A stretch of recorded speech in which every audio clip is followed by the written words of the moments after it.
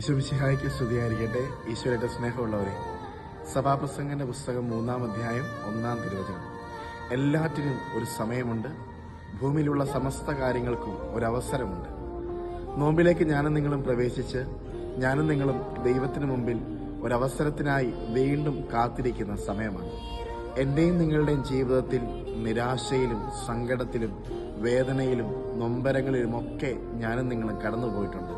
കൂടെയുള്ളവരൊന്നും എന്നെയും നിങ്ങളെയും മനസ്സിലാക്കാൻ കഴിയുന്നില്ല എന്ന സങ്കടത്തിൽ, ആരുമില്ല, ഒറ്റയ്ക്കായി പോയി എന്ന്, ജീവിതം തകർന്നുവെന്ന്, ഇനി ഉയരില്ലെന്ന് ചുറ്റുമുള്ളവരെല്ലാം വിധിയെഴുതിയ നിമിഷങ്ങളുണ്ടായിട്ടുണ്ട്. എങ്കിലും ഒരവസരം കൂടി തരാൻ കർത്താവ് തയ്യാറാണ്.